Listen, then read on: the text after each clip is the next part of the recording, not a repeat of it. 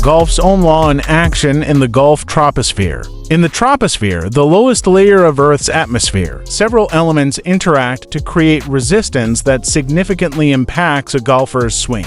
The primary elements include air, water vapor, and gravity, all of which exert pressure and resistance on the body.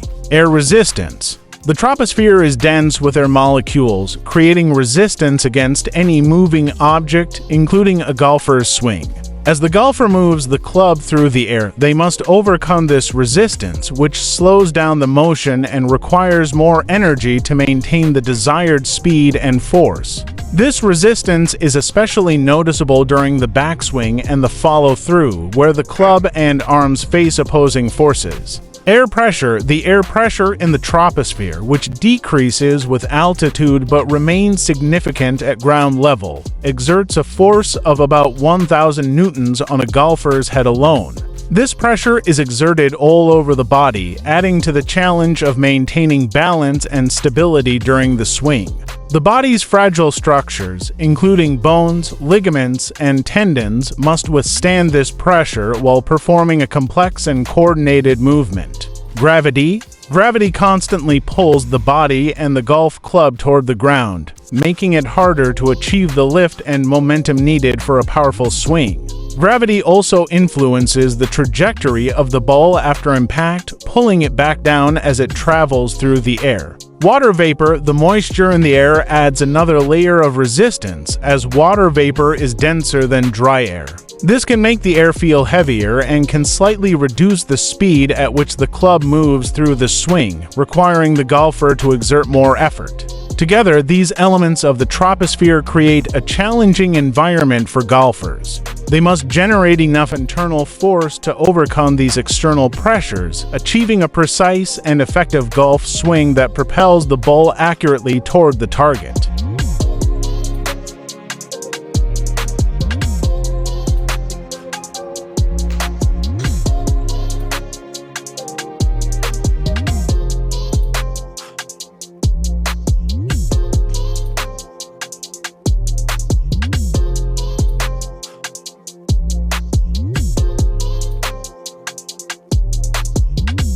The troposphere, the lowest layer of Earth's atmosphere where all weather conditions occur, plays a crucial yet often overlooked role in the game of golf. While many golfers focus on perfecting their swing or selecting the right club, few realize the profound impact that the troposphere's ever-changing elements can have on their performance, health, and the flight of the golf ball. This invisible force, comprised of varying temperatures, humidity, wind, and air density, directly affects the physics of the swing, the ball's trajectory, and even the golfer's body mechanics. The troposphere's impact on a golf swing begins with resistance. As golfers swing through the air, they encounter varying levels of atmospheric resistance that can alter club speed and affect precision.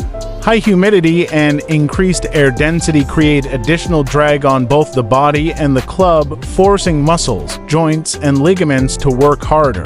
Over time, this can lead to strain, fatigue, and injuries, particularly in the shoulders, elbows, and wrists, areas commonly afflicted among golfers. The troposphere's influence is not just on the swing itself, but extends to how the body moves and reacts, often resulting in misalignment and increased pressure on vulnerable joints. Moreover, the troposphere's impact on ball flight is significant. Wind speed and direction, temperature fluctuations, and humidity levels can cause unpredictable ball movement, leading to erratic performance even with perfect technique. Understanding these atmospheric effects is essential as they add a hidden layer of complexity to the game, influencing not just ball direction but also the mental approach to each shot. By raising awareness of the troposphere's influence on golf, players can better prepare for its challenges, protecting their bodies from undue strain and adjusting their strategies to account for the invisible yet powerful forces at play. The key to improving performance and preventing injury lies not just in mastering the swing, but also in mastering the environment in which we play. Pulls the air down. It compresses the layers below, making them denser. This dense air is what we are used to dealing with on the ground. Just a pint of it contains more than 8.5 billion trillion gas molecules. But higher up, around the balloon, there is less atmosphere pressing down from above. The air up here is thinner. It's like being under 1,000 blankets, and each blanket is a layer of the atmosphere, and we're being pushed under all of these blankets. Now, as you go higher, you're going up through the blankets, so it's pushing on you less, until you're at the top and above most of the blankets where you don't feel it at all. That thin air seems alien to us because our bodies and technology are so perfectly adapted to thicker air. We even need it to hear. The gas carries sound through air as pulsing waves of pressure. Sound is just a wave, like a water wave in a pond. But if you take away the water, there's nothing for the wave to go across. And as the atmosphere gets thinner and thinner, it supports that wave less and less and less. Finally, in the vacuum of space, there is nothing to carry the wave. And even the largest explosion is silent. And we call it a PongSat, for ping pong ball satellite. And it's real simple. The first thing they do is they have to cut the ping pong ball in half. Then your experiment goes inside. And the simplest and my favorite is where you take like a little mini marshmallow and they just drop it in the ping pong ball. This is satellite construction at its best. And then we take them to the edge of space. In the thin air of the stratosphere, the marshmallow is no longer held together by high air pressure. Air bubbles inside it expand, causing the spongy candy to bloat outwards and burst open the PongSat. Just as the thin air is dangerous for marshmallows, it can also affect flesh and blood. Contrary to popular belief, your blood won't boil. It's held in by your blood vessels. But any exposed flesh will swell out like the marshmallow. And at around 26,000 feet, the air is too thin to breathe. There just aren't enough molecules in every lung full of air. And starved of oxygen, your brain will begin to shut down. You know, the extreme cold would get you, but the lack of pressure would get you first. Once the meteorites enter the mesosphere, the air starts pushing back.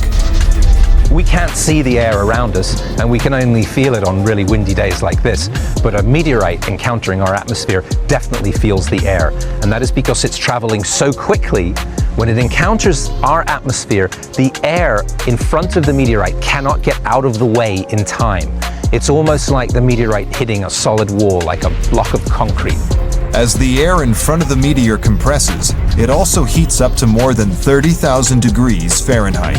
Eventually, it bursts into flame, lighting up the sky. When you see a falling meteorite or shooting star, it's actually the protective shield of air that you see burning, not the meteorite itself. This is an actual meteorite, and if this were to encounter the atmosphere at high speed in its current condition, that's the result. Only fragments of the original asteroid survived the fall to Earth. Their speed has dropped from 17,000 to 300 miles an hour. Rocks as big as station wagons have shrunk to the size of golf balls. As we have soared for miles above the ground, we have journeyed through this ocean of air. The air which shields us, supports us, and sustains us with every breath. You going first? Oh, we dominate first. Let's go. You Martin.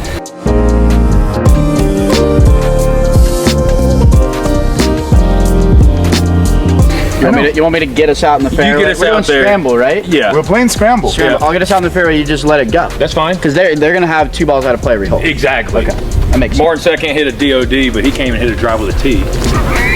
I've seen it. Yeah, it's miserable. Right down Oh! I don't even need to hit. Bro, that is sick. That was ridiculous. That's on the green. That was ridiculously good. Hey, baby. my Atta guy, baby. let it rip, bro. Let it Sixth gear. go? 6th gear here. Like everything you got. I don't know if I have a 6 gear. Everything you got, dude. Everything you have in the tank. Uh-oh. Everything you have in the tank. Heads up right. Heads up. Lat. Couldn't even see it. Third left. I missed it left for the first time. Hey, that's not too bad. Those You've been working on that, right?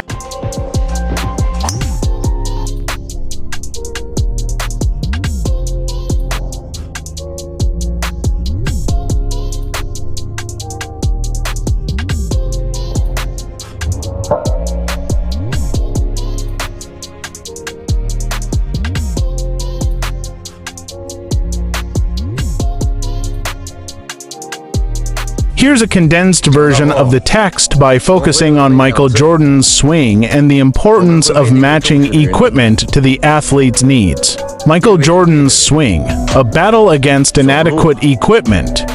Michael Jordan's exceptional basketball skills, even at 6'6", were limited by the equipment he used. Using a short and lightweight graphite shaft, he was struggling against air resistance, height, and the length of his swing arc.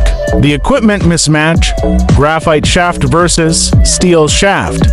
The main issue with Jordan's swing was not technique or the use of his upper and lower body, but the shaft he used, a graphite shaft that was either too short or not designed to handle the impact of his powerful swing. Consequently, the shaft flexed excessively, unable to load and unload energy efficiently. As a result, Jordan's shots often sailed off target. Graphite shafts, lightweight and rigid, work well for smaller players but struggle for taller players like Jordan, who generate significant club head speed.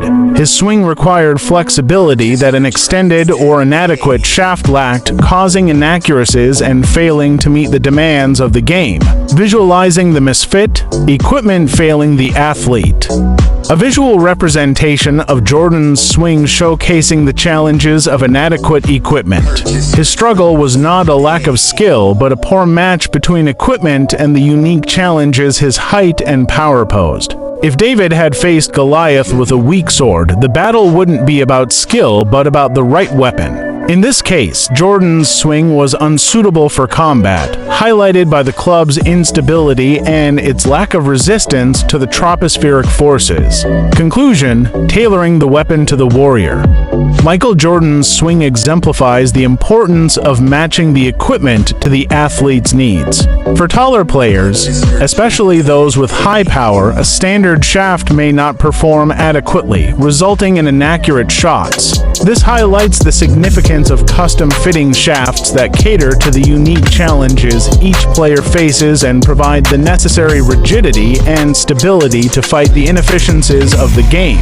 The scene exemplifies the struggles faced by Jordan during his game of battle against inadequate equipment that hindered his ability to compete effectively, reinforcing the importance of correctly matching the weapon to the warrior.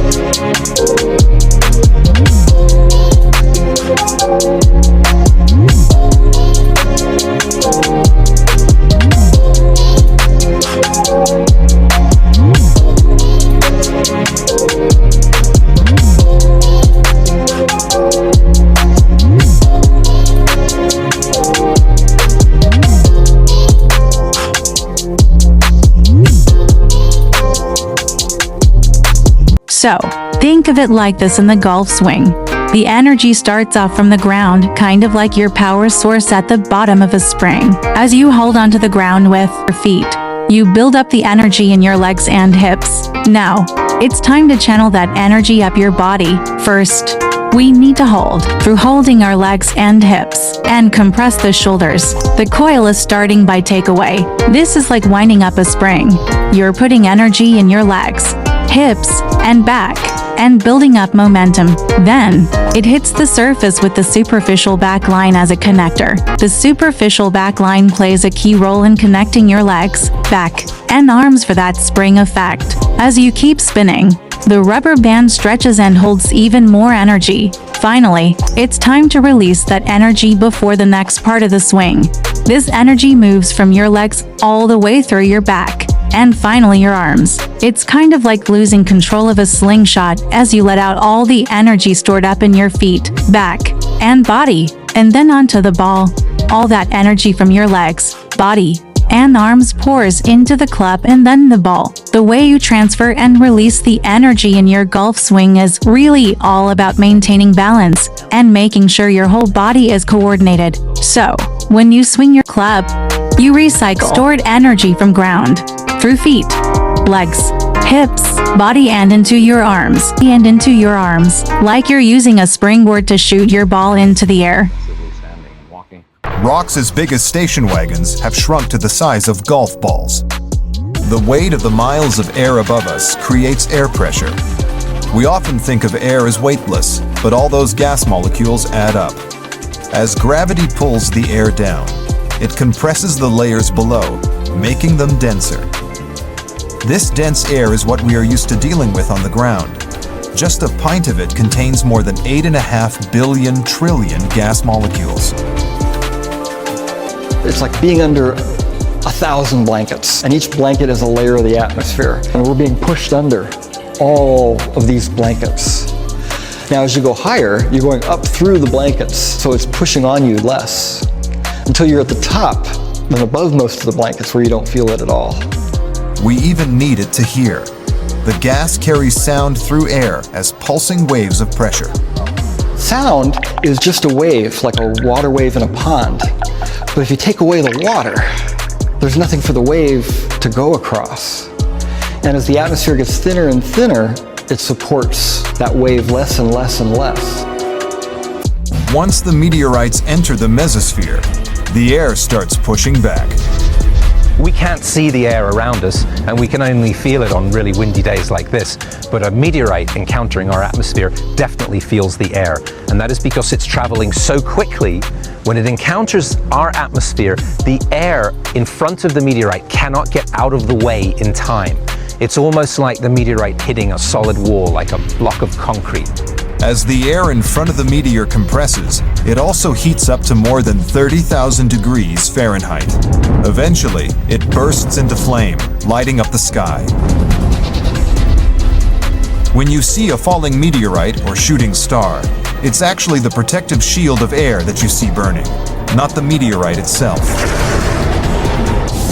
This is an actual meteorite, and if this were to encounter the atmosphere at high speed in its current condition, and that's the result.